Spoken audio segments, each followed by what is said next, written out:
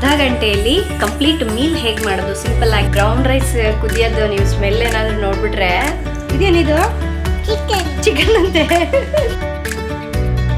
ನಿಮಗೆ ಗೊತ್ತಿರುವಂತಹ ಟಿಪ್ಸನ್ನು ನಮಗೆ ಶೇರ್ ಮಾಡಿ. ಅಮ್ಮ ಎಷ್ಟು ಚೆನ್ನಾಗಿರುತ್ತೆ ತಗೊಳಕ್ಕಿದ್ದಾಗ 1 ಕಿಲೋಮೀಟ್ರ್ವರೆಗೂ ಅದು ಹೆಂಗೆ ಅದು ಘಮ ಹಾಗೇನೆ ಇರುತ್ತೆ.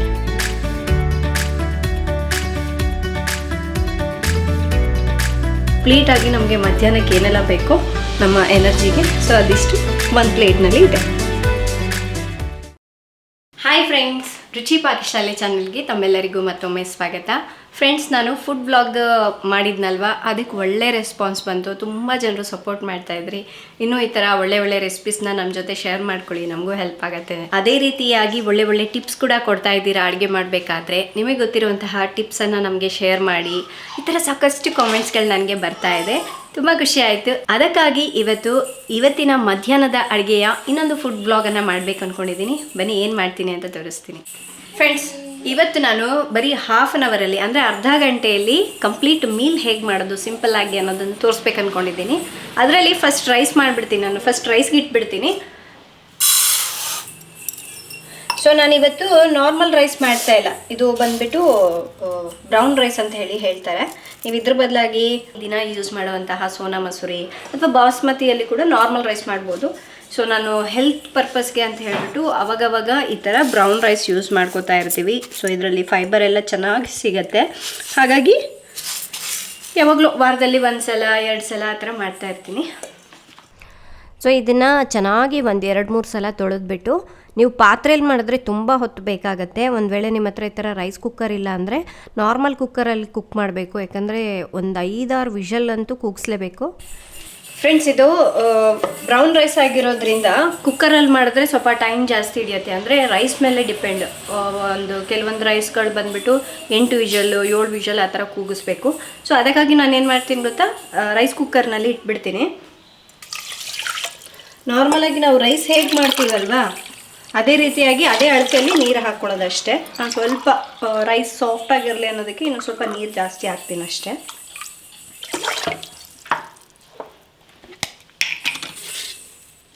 ನಾನು ಇದು ಬ್ರೌನ್ ರೈಸ್ ಮಾಡಲಿಕ್ಕೆ ಅಂತಲೇ ಸಪ್ರೇಟ್ ರೈಸ್ ಕುಕ್ಕರ್ ತರಿಸ್ಕೊಂಡಿದ್ದೀನಿ. ಇದರಲ್ಲಿ ನಾರ್ಮಲ್ ರೈಸ್ ಮತ್ತು ಬ್ರೌನ್ ರೈಸ್ ಎರಡೂ ಕುಕ್ ಮಾಡಬಹುದು. ಇನ್ನು ಈ ರೈಸ್ ಆಗೋಷ್ಟೊತ್ತಿಗೆ ನಾನು ಇದಕ್ಕೆ ಕರ್ರಿ ಕೂಡ ರೆಡಿ ಮಾಡ್ತೀನಿ. ಸೊ ಇದು ಹೆಸರು ಕಾಳು, ನೆನೆಸಿರುವಂತಹ ಹೆಸರು ಕಾಳು, ಸ್ವಲ್ಪ ಮೊಳಕೆ ಬಂದಿದೆ. ಇದೇನು ಗೊತ್ತಾ, ನಾನು 1 ವಾರಕ್ಕಾಗೋಷ್ಟು ಹೆಸರು ಕಾಳನ್ನ ನೆನೆಸ್ಬಿಟ್ಟು ಫ್ರಿಜ್ಜಲ್ಲಿ ಎತ್ತಿಟ್ಕೋತೀನಿ. ಅವಾಗವಾಗ ರೈಸ್ ಜೊತೆ ಹಾಕ್ಕೋತೀನಿ, ಅಥವಾ ಇದರದ್ದೇ ಸಪ್ರೇಟ್ ಪಲ್ಯ ಮಾಡೋದು, ಸಾರು ಮಾಡೋದು ಆ ಥರ ಮಾಡ್ತೀನಿ. ಇವತ್ತು ಇದು ಸ್ವಲ್ಪ ಹೆಸರು ಕಾಳಿದೆ ಅಲ್ವಾ, ಪಲ್ಯ ಮಾಡಿಬಿಡೋಣ ಅಂತ ಅಂದ್ಕೊಂಡಿದ್ದೀನಿ. ಆ್ಯಂಡ್ ಇನ್ನೊಂದು, ಡೈಲಿ ನೆನೆಸ್ಬೇಕು ಅಂದರೆ ಕೆಲವೊಂದು ಸಲ ಮರ್ತು ಹೋಗ್ಬಿಡ್ತೀವಿ, ನೆನಪಿರೋದಿಲ್ಲ. ಸೊ ಟೈಮ್ ಸೇವ್ ಆಗುತ್ತೆ ಅನ್ನೋದಕ್ಕೋಸ್ಕರ 1 ವಾರಕ್ಕೆ ಎಷ್ಟು ಬೇಕೋ ಅಂದರೆ ಇದ್ರ ಬಾಕ್ಸ್ ಫುಲ್ಲಾಗಿ ನಾನು ಹೆಸರು ಕಾಳನ್ನ ನೆನೆಸಿ ರೆಡಿ ಮಾಡಿಟ್ಟಿರ್ತೀನಿ. ಫ್ರೆಂಡ್ಸ್, ನಾನು ಇದಕ್ಕೆ ಸ್ವಲ್ಪ ಕರ್ರಿ ಮಾಡೋಣ ಅಂತ ಅಂದ್ಕೊಂಡಿದ್ದೀನಲ್ವ, ಇದಕ್ಕೆ ನಾನು ಇದು ಸೋಯಾ ಚಂಕ್ಸ್, ಇದು ಒಂದು ಅರ್ಧ ಕಪ್ನಷ್ಟು ತೊಗೊಂಡಿದ್ದೀನಿ. ಹಾಗೆ ಇದು ಒಂದು 1/4 ಕಪ್ನಷ್ಟು ನೆನೆಸಿರುವಂತಹ ಹೆಸರು ಕಾಳು. ನಾನಿಲ್ಲಿ ಒಂದು ಮೀಡಿಯಮ್ ಗ್ಲಾಸ್ನಷ್ಟು ನೀರನ್ನ ಕುದಿಸಿದ್ದೀನಿ. ಆ ಕುದಿಯೋ ನೀರಿಗೆ ಸೋಯಾ ಚಂಕ್ಸ್ ಮತ್ತು ಈ ನೆನೆಸಿರುವಂತಹ ಹೆಸರು ಕಾಳನ್ನ ಹಾಕ್ಕೋಬೇಕು. ಇದನ್ನು ಹೈ ಫ್ಲೇಮ್ನಲ್ಲಿ ಒಂದು 5 ನಿಮಿಷ ಬೇಯಿಸ್ಕೊಳ್ಳೋಣ. ಏಕೆಂದರೆ ಹೆಸರು ಕಾಳಿದೆ ಅಲ್ವಾ, ಒಂದು 80% ಆದರೂ ಮೆತ್ತಗಾಗೋಷ್ಟು ನಾವು ಬೇಯಿಸ್ಕೋಬೇಕು. ಇದಕ್ಕೆ ತಕ್ಕಷ್ಟು ಉಪ್ಪು ಹಾಕ್ತಾಯಿದ್ದೀನಿ, ಒಂದು ಅರ್ಧ ಟೀ ಸ್ಪೂನಷ್ಟು. ಒಂದು 5 ನಿಮಿಷ ಕುದಿಸ್ಕೋಬೇಕು. ಅಷ್ಟರಲ್ಲಿ ನಾನು ತರಕಾರಿ ಎಲ್ಲ ಕಟ್ ಮಾಡಿಬಿಟ್ಟು ರೆಡಿ ಇಟ್ಕೊತೀನಿ.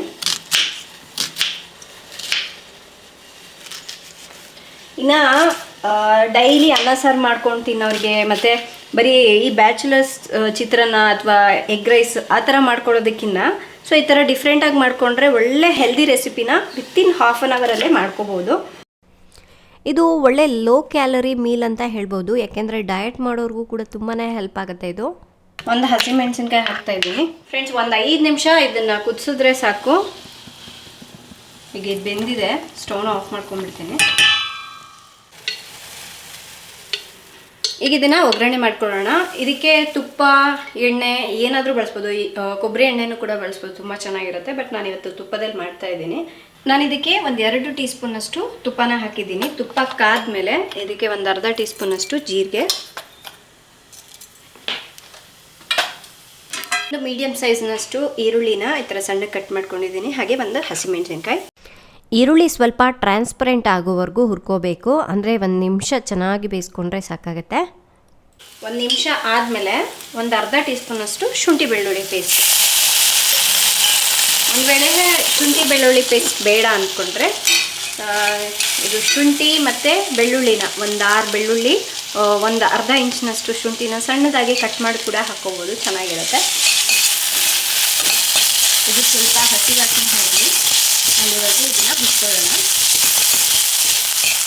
ಇದಕ್ಕೆ ಮಸಾಲೆಗಳನ್ನ ಹಾಕ್ಕೊಳ್ಳೋಣ. ಒಂದು 1/4 ಟೀ ಸ್ಪೂನಷ್ಟು ಅರಿಶಿನ ಪುಡಿ, ಒಂದು ಅರ್ಧ ಟೀ ಸ್ಪೂನಷ್ಟು ಧನಿಯಾ ಪುಡಿ, ಒಂದು 1/4 ಟೀ ಸ್ಪೂನ್ ಅಚ್ಚಕಾರದ ಪುಡಿ. ಉಪ್ಪು ಆಲ್ರೆಡಿ ನಾವು ಅದಕ್ಕೆ ಕುದಿಲಿಕ್ಕೆ ಹಾಕಿದ್ದೀವಿ. ಇದಕ್ಕೆ ಎಷ್ಟು ಬೇಕೋ ಅಷ್ಟು ಮಾತ್ರ ಹಾಕ್ತಾ ಇದ್ದೀನಿ. ಒಂದು 1/4 ಟೀ ಸ್ಪೂನಷ್ಟು ಗರಂ ಮಸಾಲ. ಸೊ ಇದೆಲ್ಲದನ್ನು ಈ ಥರ ಮಿಕ್ಸ್ ಮಾಡ್ಕೋಬೇಕು.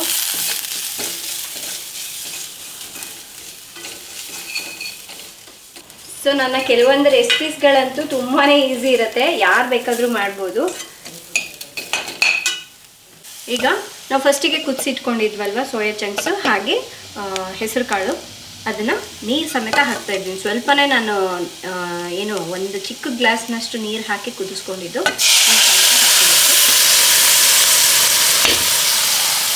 ಜೊತೆಗೆ ನಾನು ಒಂದು ಮೀಡಿಯಮ್ ಸೈಜ್ ಟೊಮೆಟೊನ ಕಟ್ ಮಾಡಿಕೊಂಡು ಹಾಕ್ತಾ ಇದ್ದೀನಿ.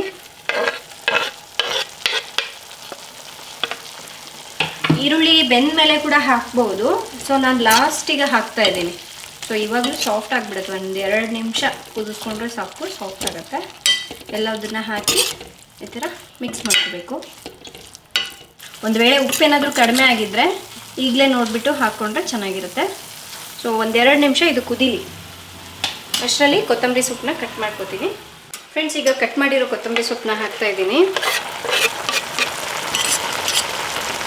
ಹಾಕ್ಬಿಟ್ಟು ಚೆನ್ನಾಗಿ ಒಂದ್ಸಲ ಮಿಕ್ಸ್ ಮಾಡಿಕೊಂಡು ಸ್ಟೌನ್ ಆಫ್ ಮಾಡ್ಕೊಂಡ್ಬಿಡ್ಬೇಕು ಅಷ್ಟೇ. ದಿಢೀರಂತ ಕರ್ರಿ ರೆಡಿ ಆಯಿತು. ಇಷ್ಟೇ, ಇನ್ನೇನು ಹಾಕೋದಕ್ಕೆ ಇಲ್ಲ. ಫ್ರೆಂಡ್ಸ್, ಇನ್ನು ಅದಕ್ಕೆ ವೆಜಿಟೇಬಲ್ ಸ್ಟಿರ್ ಫ್ರೈ ಮಾಡ್ತಾ ಇದ್ದೀನಿ. ಅಂದರೆ ನಾನು ಇದಕ್ಕೆ ಕ್ಯಾರೆಟು, ಏನು ಹೇಳ್ತಾರೆ, ಇದು ಬೇಬಿ ಕಾರ್ನ್ ಇದು ತೊಗೊಂಡಿದ್ದೀನಿ. ನೀವು ಬೇಕು ಅಂದರೆ ಮಶ್ರೂಮ್ ಯೂಸ್ ಮಾಡ್ಬೋದು, ಬ್ರೊಕೊಲಿ ಯೂಸ್ ಮಾಡ್ಕೋಬೋದು, ಯಾವ ತರಕಾರಿ ನಿಮ್ಗೆ ಇಷ್ಟ ಆಗುತ್ತೆ. ಬೀಟ್ರೂಟ್ ಕೂಡ ಬಳಸ್ಬೋದು. ಬಟ್ ನಮ್ಮನೇಲಿ ಈಗ ಪ್ರೆಸೆಂಟ್ ಇದಿಷ್ಟು ತರಕಾರಿ ಇರೋದ್ರಿಂದ ಇದು ಹಾಕಿ ಮಾಡ್ತಾಯಿದ್ದೀನಿ. ಇದಕ್ಕೆ ಒಂದು ಕ್ಯಾರೆಟು, ಒಂದು 2 ಇದು ಬೇಬಿ ಕಾರ್ನ್ ತೊಗೊಂಡಿದ್ದೀನಿ. ಇದನ್ನು ನೀವು ಹೇಗೆ ಬೇಕೋ ಕಟ್ ಮಾಡ್ಬೋದು. ಬಟ್ ನಾನು ಈ ಥರ ಉದ್ದುದಕ್ಕೆ ಕಟ್ ಮಾಡ್ತಾಯಿದ್ದೀನಿ. ಈ ಸೈಜ್ ಕಟ್ ಮಾಡಬೇಕು. ಫ್ರೆಂಡ್ಸ್, ಬ್ರೌನ್ ರೈಸ್ ಕುದಿಯೋದು ನೀವು ಸ್ಮೆಲ್ ಏನಾದರೂ ನೋಡಿಬಿಟ್ರೆ ತುಂಬಾ ಇಷ್ಟ ಆಗುತ್ತೆ ಅಂದ್ಕೊಂಡಿದ್ದೀನಿ. ನನಗಂತೂ ತುಂಬ ಇಷ್ಟ. ಅದು ಹೆಂಗೆ ಬರುತ್ತೆ ಗೊತ್ತಾ, ಇದು ರೈಸ್ ಮಿಲ್ಲಲ್ಲಿ ರಜು ಅದೇನು ಅದು ಆ ಸ್ಮೆಲ್ ಬರುತ್ತೆ. ಇಷ್ಟು ಚೆನ್ನಾಗಿರುತ್ತೆ ಗೊತ್ತಾ. ನಾವು ನಮ್ಮ ಊರುಗಳಿಗೆ ಹೋಗ್ತಾ ಇದ್ವಲ್ವ, ಅಲ್ಲಿ ರೈಸ್ ಮಿಲ್ಗಳೆಲ್ಲ ಜಾಸ್ತಿ, ನಮ್ಮ ಅಜ್ಜಿ ಮನೆ ಕಡೆ ಎಲ್ಲ. ಹೋಗಬೇಕಾದ್ರೆ ಏನಿಲ್ಲ ಅಂದರೂ 1 ಕಿಲೋಮೀಟ್ರ್ವರೆಗೂ ಅದು ಹೆಂಗೆ ಅದು ಘಮ ಹಾಗೇ ಇರುತ್ತೆ, ತೌಡಿನ ಸ್ಮೆಲ್ಲು. ಸೊ ಈ ಬ್ರೌನ್ ರೈಸ್ದು ಹಾಗೆ ಬರುತ್ತೆ ಕುಕ್ ಮಾಡಬೇಕಾದ್ರೆ.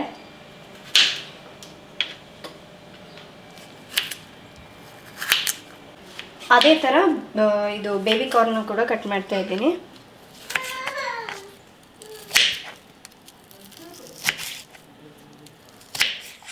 ಸೊ ಈಗ ಇದನ್ನು ಫ್ರೈ ಮಾಡ್ತಾ ಇದ್ದೀನಿ. ಇದಕ್ಕೆ ಸ್ವಲ್ಪ ಎಣ್ಣೆ ಹಾಕ್ತಾ ಇದ್ದೀನಿ. ನಿಮಗೆ ಮೊದಲೇ ಹೇಳ್ದ ಹಾಗೆ ಇದಕ್ಕೆ ಕೊಬ್ಬರಿ ಎಣ್ಣೆನೂ ಬಳಸ್ಬೋದು, ಮತ್ತು ಬಟರ್ ಕೂಡ ಬಳಸ್ಬೋದು, ಅಂದರೆ ಬೆಣ್ಣೆ ಬಳಸ್ಬೋದು.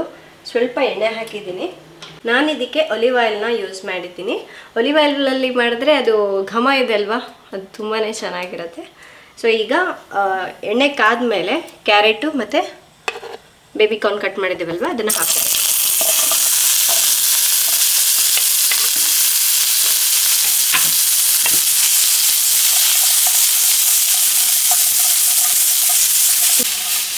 ಇದು ತುಂಬ ಮೆತ್ತಗಾಗಬೇಕಂತ ಏನಿಲ್ಲ, ಜಸ್ಟ್ ಒಂದು 30% ಅಷ್ಟು ಬೆಂದರೆ ಸಾಕು. ಜಸ್ಟ್ ಈ ಥರ ಮಿಕ್ಸ್ ಮಾಡ್ಕೊತ ಹುರ್ಕೋಬೇಕು. ಸೊ ಇದು ರುಚಿಗೆ ತಕ್ಕಷ್ಟು ಉಪ್ಪು ಹಾಕ್ತಾ ಇದ್ದೀನಿ. ಸ್ವಲ್ಪ ಕಾಳುಮೆಣಸಿನ ಪುಡಿ,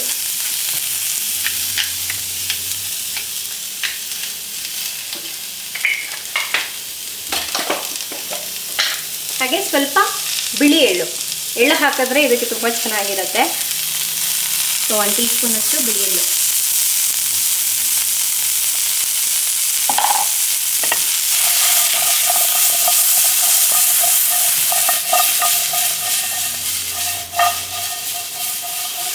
ಘಮ ಎಷ್ಟು ಚೆನ್ನಾಗಿದೆ ಗೊತ್ತಾ ತಗೊಳಕ್ಕಿದ್ರದ್ದು ಹುರಿತಾ ಇದ್ರೆ.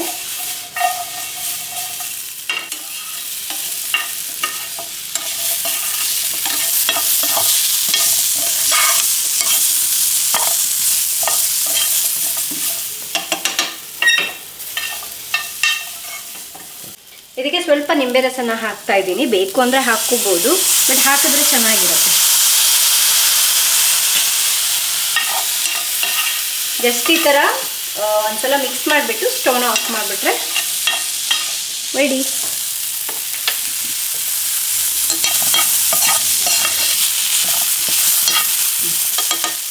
ಫ್ರೆಂಡ್ಸ್, ಇನ್ನು ಲಾಸ್ಟಿಗೆ ಈಗ ಸೌತೆಕಾಯಿ ಪುದೀನ ರಾಯ್ತ ಮಾಡ್ತಾಯಿದ್ದೀನಿ. ಅದಕ್ಕೆ ಫಸ್ಟ್ ಮೊಸರು ಹಾಕೊಳ್ಳೋಣ, ಎಷ್ಟು ಬೇಕೋ ಅಷ್ಟು.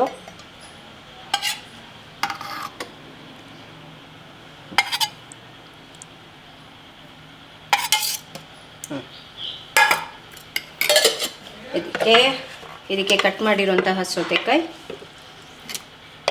ಹಾಗೆ ಪುದೀನ ಸೊಪ್ಪು. ಸೊ ಪುದೀನ ಸೊಪ್ಪು ರಾಜು ಅಲ್ಲಿ ಫಾರ್ಮ್ ಹೌಸಿಗೆ ಹೋಗಿದ್ರಲ್ವ, ಅಲ್ಲಿ ತೊಗೊಂಡ್ಬಂದಿದ್ದು ಜಾಸ್ತಿ ಆಗಿತ್ತು. ಅದು ಇದು ಬೇರೆ ಬೇರೆ ವೆರೈಟಿ ರೆಸಿಪೀಸ್ ಎಲ್ಲ ಮಾಡ್ತಾಯಿದ್ದೀನಿ ಅದರಿಂದ.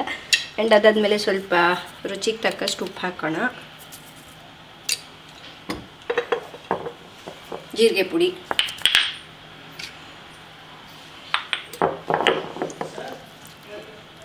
ಅದೆಲ್ಲದನ್ನು ಹಾಕಿ ಚೆನ್ನಾಗಿ ಮಿಕ್ಸ್ ಮಾಡ್ತೀನಿ.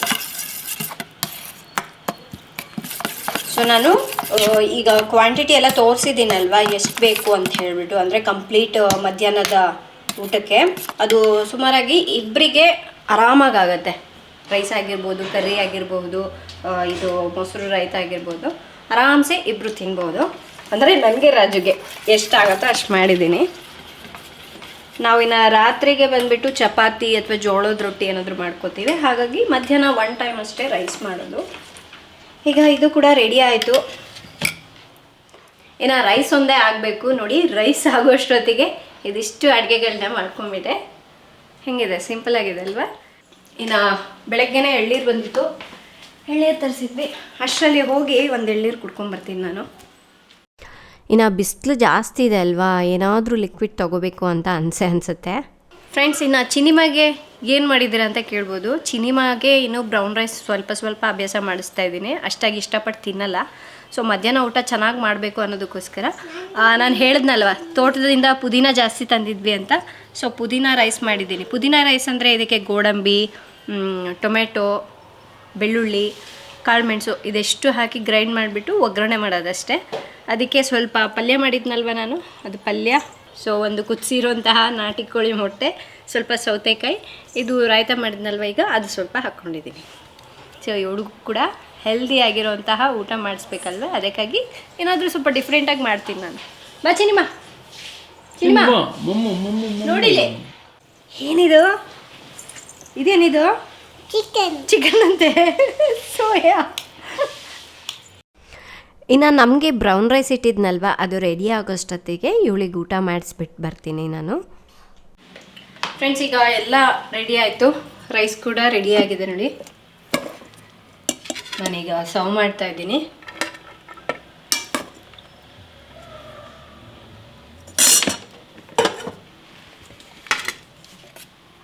ಸೊ ಅದರ ಜೊತೆಗೆ ಮೊಸರು ರಾಯ್ತ,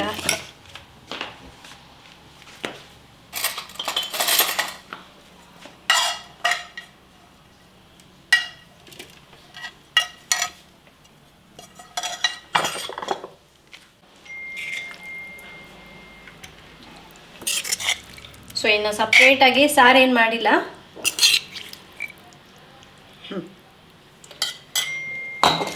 ಇವತ್ತಿನ ನನ್ನ ಮಧ್ಯಾಹ್ನದ ಊಟ ಇದು. ಇನ್ನೊಂದು ಸಲ ಹೇಳ್ಬಿಡ್ಲಾ, ಇದು ಬಂದುಬಿಟ್ಟು ಬ್ರೌನ್ ರೈಸ್, ಸೋಯಾ ಚಂಕ್ಸು ಮತ್ತು ಹೆಸರು ಕಾಳು ಹಾಕಿ ಪಲ್ಯ, ಇದು ಕ್ಯಾರೆಟು ಮತ್ತು ಬೇಬಿಕಾರ್ನ್ ಸ್ಟಿರ್ ಫ್ರೈ, ಅದರ ಜೊತೆಗೆ ಸೌತೆಕಾಯಿ ಹಾಗೆ ಪುದೀನ ಹಾಕಿಬಿಟ್ಟು ರಾಯ್ತ.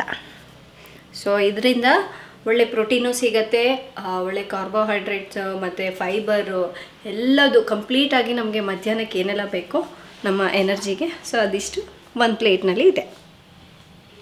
ಸೊ ಇವತ್ತಿನ ಈ ರೆಸಿಪಿ ತಮ್ಮೆಲ್ಲರಿಗೂ ಇಷ್ಟ ಆಗಿದೆ ಅಂದ್ಕೊಳ್ತಾ ಇದ್ದೀನಿ. ಆ್ಯಂಡ್ ನೀವು ಕೂಡ ಟ್ರೈ ಮಾಡಿ ಹೇಗಿತ್ತು ಅನ್ನೋದನ್ನು ದಯವಿಟ್ಟು ಕಮೆಂಟ್ ಮಾಡಿ ತಿಳಿಸಿ. ಸೊ ಮನೇಲಿ ಏನಾದರೂ ಡಿಫ್ರೆಂಟಾಗಿ ಮಾಡಿ ಅಂತ ಕೇಳ್ತಾ ಇರ್ತಾರಲ್ವ, ಅಂಥ ಟೈಮ್ನಲ್ಲಿ ಈ ಥರದನ್ನ ಈಸಿಯಾಗಿ ಟೇಸ್ಟಿಯಾಗಿ ಮಾಡ್ಕೋಬೋದು ಅನ್ನೋದಕ್ಕೋಸ್ಕರ ಇವತ್ತು ನಿಮ್ಮ ಜೊತೆ ಶೇರ್ ಮಾಡಿದೆ. ಸೊ ಇವತ್ತಿನ ಈ ಫುಡ್ ವ್ಲಾಗ್ ಇಷ್ಟ ಆಯಿತು ಅಂದರೆ ಪ್ಲೀಸ್ ಲೈಕ್ ಮಾಡಿ, ಶೇರ್ ಮಾಡಿ, ಆದಷ್ಟು ಈ ವಿಡಿಯೋನ ಎಲ್ಲರಿಗೂ ಶೇರ್ ಮಾಡಿ, ಯೂಸ್ಫುಲ್ ಆಗಿರುತ್ತೆ. ನಾಳೆ ಇನ್ನೊಂದು ಹೊಸ ವಿಡಿಯೋದೊಂದಿಗೆ ಮತ್ತೆ ಸಿಗ್ತೀನಿ. ಅಲ್ಲಿವರೆಗೂ ಟೇಕ್ ಕೇರ್, ಬಾಯ್.